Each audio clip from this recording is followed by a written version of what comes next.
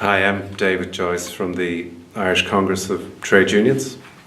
Here in Ireland, on an average day, there are somewhere in the region of 800 to 1,000 women, children and men advertised for sex online.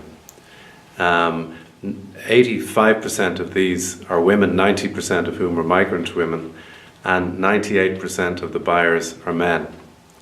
The industry is run by criminal gangs here in Ireland who make, on average, an annual profit of somewhere in the region of €250 million. But the people involved in prostitution do not experience anything like a positive experience of work. And those involved in prostitution are actually involved in something which is the antithesis of decent work. About 90% of people want to leave prostitution. They experience health problems, both mental and physical, and it's reported that about 63% of those involved have experienced rape. It is our view, therefore, that this is a form of violence against women, and that is something that we in the trade union movement have campaigned and will continue to campaign on for the future, and is in fact the very antithesis of equality in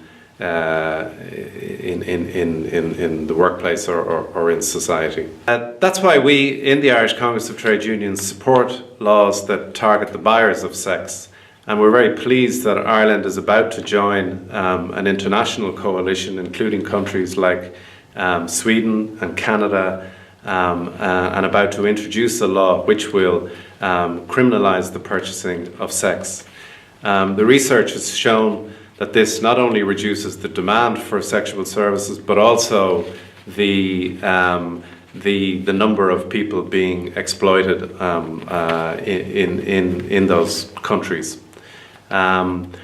We think that it sends a very important signal, both in terms of a country and a society choosing to prioritise the wellness of women and promote equality and gender equality, but also it sends a message to the traffickers that these countries are actually closed for business.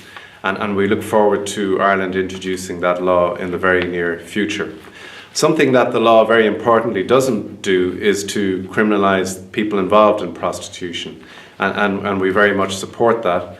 And it's our view that these women mainly should get services such as educational and health services, and indeed assistance to exit if that's what they choose.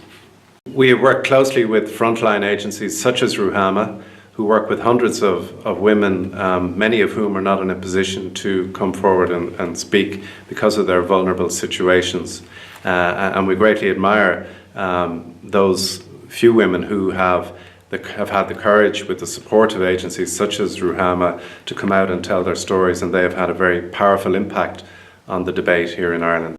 As the largest civil society group in the country, the Irish Congress of Trade Unions will continue to campaign against all forms of violence against women. More than half of our members are women, and they demand that of us, and naturally they would. The vast majority of our male members have not and would not buy sex. We respect any choices, any women's choice in life, but of course the reality in this instance is that the vast majority of those involved in prostitution are not in a position to come forward and tell their stories. We work closely with frontline agencies here in Ireland such as Ruhama, who work with hundreds of women annually and speak for them and put forward positions that they have discussed in detail with these women. We can't stand by and let this exploitation continue in order to enable the wishes of a few.